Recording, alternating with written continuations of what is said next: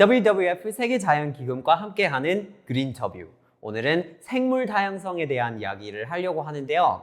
오늘 함께 해주실 분은 바로 대한민국 최초의 야생 영장류학자, 생태학자이신 김사나 박사님이십니다. 반갑습니다. 네, 안녕하세요. 네, 반갑습니다. 혹시 한번 자기소개를 부탁드려도 될까요? 네, 저는 김사나라고 하고요. 야생 영장류라는 동물을 이제 서식지에서 연구를 했고, 현재는 생명다양성재단이라는 곳에서 사무국장 맡으면서 일하면서 보존 활동, 교육 활동, 연구 활동을 하고 있습니다. 네. 공부를 하기로 하시고 그거를 이제 일로 삼게 되신 어떤 특별한 계기가? 그래서 사실은 그냥 동물을 좋아해서 네. 석사 때는 까치라는 새를 연구를 했고 이랬지만 이제 나중에 이제 아무 계획도 없이 살았어요, 저는 사실은. 근데 이제 영장류라는 동물은 원래 동물 행동학안에서 굉장히 약간 스타라고 할 수 있어요. 동물 행동, 우리가 인간이 영장류이기 때문에.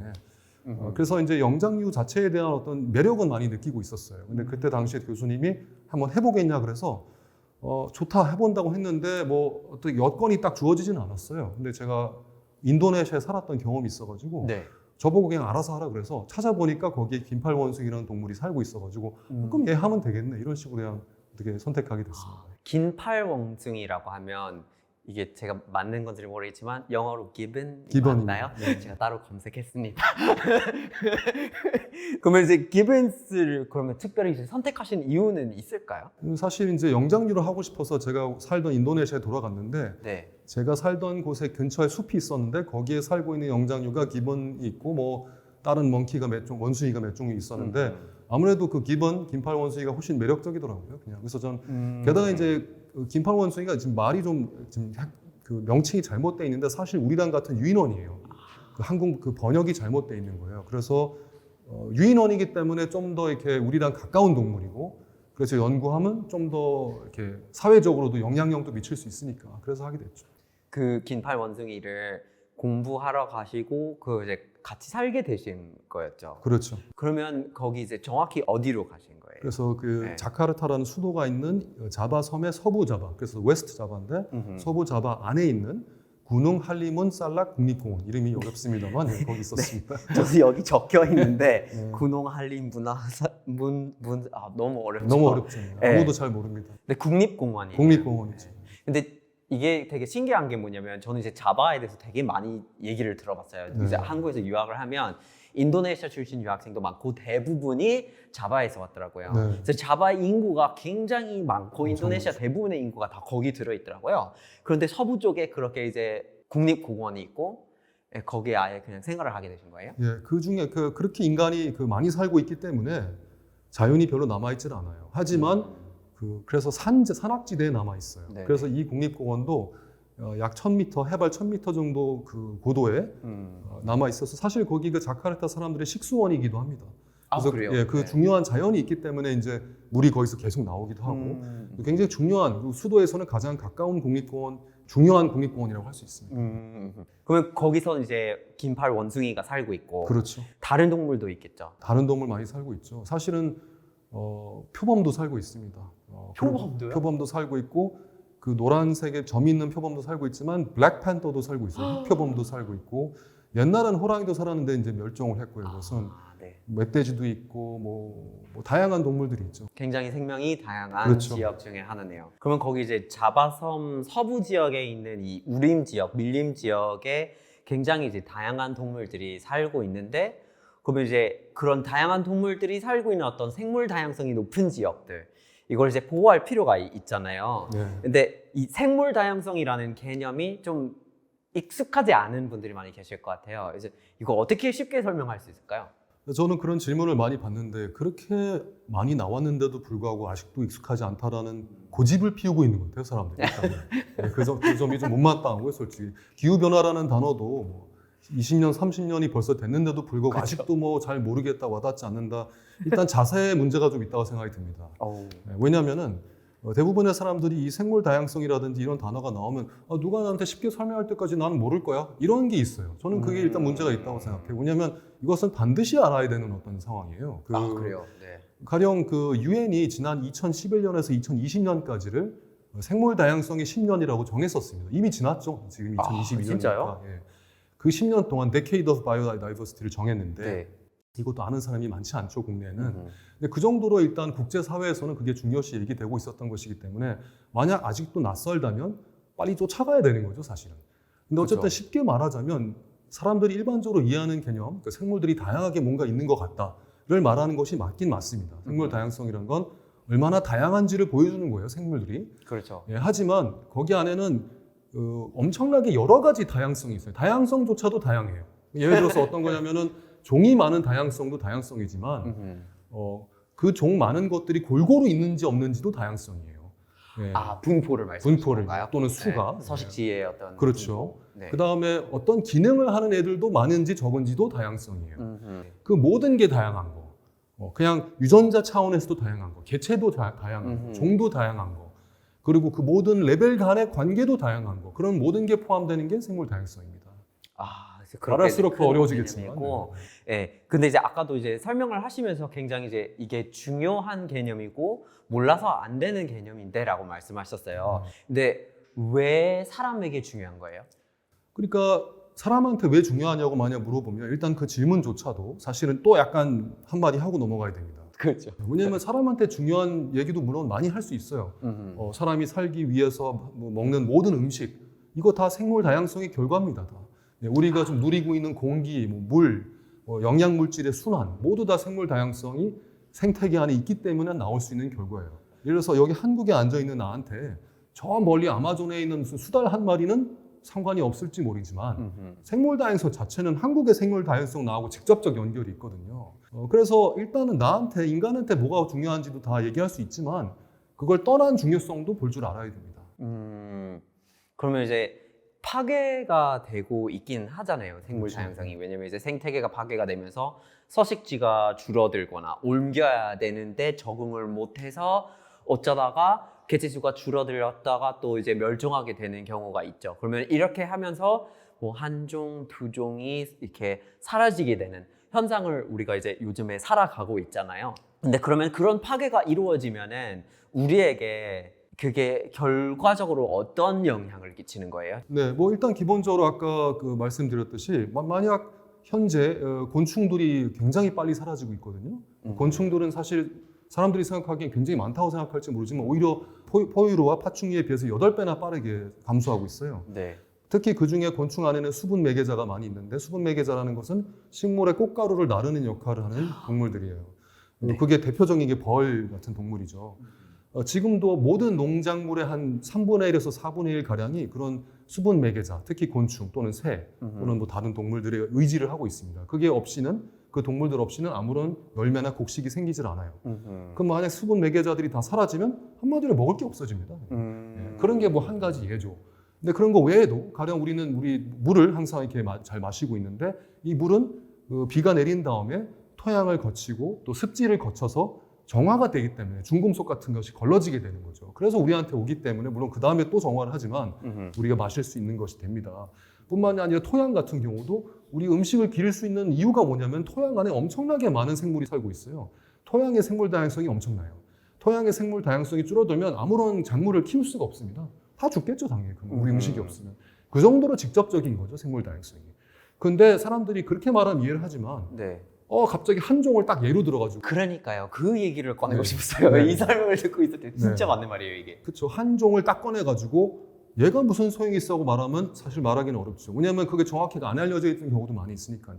네. 근데 생각해 보세요. 만약 우리 과학도 사실을 전부 알고 있지 못합니다. 어떤 종이 무슨 기능을 하는지에 대해서. 네. 그렇지만 실제로 그 어떤 종이 빠짐으로써 와르르 무너진 사례도 많이 있어요. 예를 들어서 하나 예를 들어 볼게요. 바로 그 태평양에 있었던 해달의 예인데, 해달이라는 것은 바다에 해달이요? 사는 수달입니다. 네. 이 바다에 사는 수달은 거기에 있는 바다의 숲, 그러니까 미역 같은 것을 네. 보존시키는 역할을 해요. 왜 어떤 한 수달이 그런 역할을 할 수 있냐면은 해달이 있을 때는 밑에 있는 성게를 많이 잡아먹습니다. 바다 밑바닥에 있는 성게를. 네네. 근데 해달이 없어지면, 만약 가령 뭐 사냥을 당해서 없어지면 네. 그 성게가 계속 불어나게 돼요. 그렇죠. 많아지겠죠. 네, 그래서 그 성게가 불어난 성게가 뭘 먹냐면 그 미역을 다 먹어요. 그래서 원래 바다의 숲을 이루던 미역이 사라지게 되고 그 숲에서 집을 이루고 살던 다른 물고기들도 다 사라지게 되는 그러네요. 거예요. 그래서 해달 한 마리 때문에 그 해달이 없어지고 나니까 거기에 우리 인간들도 어장이 사라지는 거죠. 거기에 네. 잡을 물고기가 없어질 정도가 되는 겁니다. 그 정도로 한 생물의 몰락이 전체 생태계를 망가뜨리기도 해요. 하지만 모든 생물이 그 정도 영향력을 갖고 있지는 않아요. 하지만 자연이 돌아가는 방식은 굉장히 오묘하기 때문에 그렇게 극단적인 효과를 가진 생물만 보고서 얘만 중요하다고 할 수는 없습니다. 다 뭔가 우리가 알 수 없는 기능들이 있고 그리고 기능이 없다 하더라도 사실은 또 살 본연의 권리가 또 있는 거고. 그렇죠. 그래서 사실 우리 제작진들이 준비해 주신 거 바로 이 젠가라는 게임인데요. 젠가 혹시 해보셨어요? 예, 옛날에 몇 번 해봤죠. 그렇죠. 근데 이런 걸 해보면 가끔씩 되게 억울한 상황이 올 때가 있어요. 왜냐면 이렇게 저는 하나 뽑고 그쪽은 하나 뽑고 하나 뽑고 하나 뽑고 이렇게 가면서 그냥 이렇게 넘어질 때 약간 걸리는 느낌이잖아요. 그렇죠. 근데 계속 하나만 뽑으면 이게 크게 영향을 안 끼치는 것 같은 느낌이지만 근데 그게 굉장히 중요한 자리에 있는 친구가 된다면 그것도 이제 뽑아가면서 구조가 달라지니까 각자의 역할이 또 달라지고 원래 뭐 제가 갑자기 15번을 빼면 그게 크게 이슈가 아니 되겠지만 근데 요 밑에서도 빠져있고 여기서도 빠져있고 하면 갑자기 그게 중요해지는 거잖아요. 그렇죠. 그렇죠. 정확하게 네. 그렇습니다. 만약 예를 들어서 젠가 게임을 예로 들었을 때 네. 어떻게 하다 보니까 마지막 35번을 꺼냈을 때 딱 무너졌다고 생각해 봅시다. 그렇죠. 네, 근데 한 20번은 빼다가 그때 네. 무너졌다고 생각해 봅시다. 그럼 그 전에 1번 뺐을 때, 3번 뺐을 때, 뭐 7번 뺐을 때 안 무너졌잖아요. 근데 사실은 35번을 뺐을 때 1번, 5번, 7번이 다 사실은 관여했죠. 왜냐면 그쵸. 그것이 빠짐으로써 약해졌기 때문에 35번을 처음 뺐으면 안 무너졌을 거예요, 아마. 그죠. 예, 근데 1번, 5번, 7번을 뺐기 때문에 나중에 35번도 무너진 거죠. 근데 만약 듣는 사람한테 지금 1번, 5번 빼고 나서 그 다음에 19번 빼고 21번 뺀 다음에 그 다음에 35번을 뺐을 때 무너지는 이런 공식을 진짜 있는지 나한테 알려줘. 이런 식으로 말을 한다고 치면 사실 그렇게 말할 수 있는 사람은 아무도 없죠. 그렇죠. 하지만 우리가 말할 수 있는 건 뭐냐? 그런 식으로 빼다 보면 언젠가 무너진다라는 말은 확실하게 할 수 있죠. 예. 근데 우리 인간에게는 특별히 중요하다고 그렇게 생각하는 역할들이 있으니까요. 그래서 뭐 절대 빠지면 안 되는 종들이 있으니까 뭐 예를 들자면 아까 말씀하신 공충들 중에서 뭐 꿀벌이나 이렇게 이제 식량이나 이런 거에 영향을 주는 친구들이 있죠. 그래서 실제로 그런 게 이제 요즘에 또 많이 문제되고 있다고 알고 있어요. 그래서 꿀벌이 계속해서 이제 개체수가 줄어들어가고 있고 그리고 그 아인슈타인이 그런 얘기 했다고 하더라고요. 꿀벌이 없어지면 인간이 4년 만에 사라진다는 그런 말을 한 적이 있다고 하더라고요. 네. 근데 진짜 그 정도의 위기를 앞두고 있는 상태인가요? 그 정도 위기를 앞두고 있는 상태죠. 지금 꿀벌 자체가 엄청나게 없어지고 있다는 것은 이미 많은 보도와 연구 자료가 있어서 그거는 확실한 상황이고 뭐 네오니코티노이드 같은 그런 잘못된 농약 같은 것도 문제지만 네. 서식지가 없어지고 있는 것도 있고 그래서 실제로 많은 곳에서는 인간이 심지어는 원래는 꿀벌이 그 꽃가루를 나르는 역할을 했었는데 사람이 손으로 하고 있는 경우도 있으니까 그쵸. 지금 현재 네. 그런 경우도 있고 근데 꿀벌만의 문제는 아니에요. 왜냐면 그런 수분 매개는 꿀벌만 하는 건 아니죠. 그냥 야생벌도 굉장히 중요합니다. 우리는 꿀벌만 중요하다고 얘기하지만 사실은 자연에 기대고 있는 게 굉장히 많아요. 우리는 아무리 식량을 말한다고 해도 식량 자체가 인간이 다 통제하는 시스템 안에서 다 전부 다 나온다고 생각하지만 그렇지가 않아요. 많은 사람들은 아직까지도 자연에 많이 기대고 있고 그래서 뭐 나비뿐만 아니라 뭐 잠자리 뭐 그걸 먹는 그런 포식자 곤충까지 포함해서 우리가 기대고 있는 자연계의 일원이 엄청나게 많습니다. 꿀벌은 그 중에 하나일 뿐이고. 근데 제가 이제 서울에서 살고 있는데요. 근데 여기 이제 테라스에서 한번 제가 그냥 해보고 싶어서 콩이랑 호박, 옥수수를 가꾸고 있을 때가 있었어요. 근데 벌이 너무 안 와요. 네. 너무 안 오니까 이게 약간 안 돼가지고 제가 손으로 해봤는데 그것도 좀 약간 옥수수가 굉장히 이상하게 나오더라고요. 모든 알이 다 이렇게 생기질 않고 네. 그래서 분명히 그 역할이 굉장히 중요한 것 같은데 근데 이렇게 꿀벌이 또 많이 사라져가고 있는 상태에서도 또 어떤 곤충은 또 많아지고 있더라고요. 그렇죠. 네, 저번에도 이제 은평구에서 막 엄청 막 뭐 대형 줄물로 막 이렇게 그 뭐 돌발 곤충이 생겼다. 뭐 사람들이 막 고생한다 하고 이렇게 뉴스에 나오기도 하고 그랬는데 이게 무슨 상황이에요? 네, 그 얘기를 꺼내주셔서 반가운데 그때 이제 은평구 저도 서대문구 살고 있기 때문에 우리 네. 집에도 많이 들어왔습니다. 아, 근데 저는 그 우리나라의 반응이 참으로 안타깝고 굉장히 분노스럽다고까지 생각해요. 대발생 엄청나게 발생했다고 말은 하지만 네. 사실은 진짜 곤충의 대발생의 정도에 비하면 그렇게 대단한 정도도 아니었어요, 사실은. 예, 이거는 진짜 정말 과학적으로 봤을 때 상대적으로 평소에 비해서 많이 나오긴 했죠. 네. 하지만 인간한테 해를 끼치지도 않았고 한 3, 4일 만에 다 누그러졌어요. 그쵸. 그리고 사람을 물지도 않았고 어쩌다가 날아와서 사람한테 앉기도 했습니다만 아무런 피해를 주지 않았어요. 그냥 단순히 평소보다 좀 많아졌어요. 근데 그런 동물들을 우리가 좀 안 좋아했는데 그런 동물이 갑자기 많아지는 현상도 아까 물어보신 것처럼 생태계에 어떤 문제가 생겼을 때 많이 보통 일어나요. 그 동물은 왜 문제가 아니에요. 어떻게 보면. 그 동물은 네. 원래 생태계의 균형 안에서 어느 정도 수를 유지하고 살고 있다가 잡아먹는 동물이 없어지거나 아니면 견제하는 동물이 없어지다 보면 갑자기 확 많아지기도 합니다. 그때 약을 막 한창 뿌렸는데 어떤 동물이 많아지는 게 싫어서 약을 오히려 그렇게 산에다 뿌리다 보면 그렇게 갑자기 하나가 많아질 확률이 오히려 높아지는 거예요. 오히려. 왜냐하면 생태계를 망가뜨리고 있기 때문에. 다른 하나가 나타날 수 있는. 언제 또 뭐가 나타날지 모르지만 아까 젠가가 몇 네. 번에서 무너질지 모르는 것처럼 그냥 산에다가 그냥 농약을 뿌리기 시작하면 우리가 원치 않은 그 상황이 오히려 더 많이 발생할 수 있습니다. 그런 게 갑자기 생기는 거 아까 말씀하신 대로 이제 약간 어떤 생태계의 불균형 때문에 그렇죠. 갑자기 우리한테 그게 오는 거지. 근데 그 불균형을 만드는 게 사실 또 우리일 수도 그렇죠. 있는 거예요. 대부분은 우리죠. 네, 근데 그러면 이제 이 생물 다양성에 대해서 이게 파괴가 이루어진다는 거는 썩 그렇게 쉽게 한쪽으로만 이해할 수 있는 거 아닌 것 같더라고요. 그러니까 사라지는 것도 문제고 너무 많이 생기는 것도 같은 파괴라고 볼 수 있는 걸까요? 그렇죠. 뭐 어떻게 보면은 똑같은 현상의 다른 면이라고 볼 수 있겠죠. 파괴가 이루어지면 물론 무슨 핵폭탄이 터져서 전부 막 한 방에 죽지 않는 이상 파괴가 된다는 뜻은 다른 생물한테 기회를 주는 걸 의미합니다.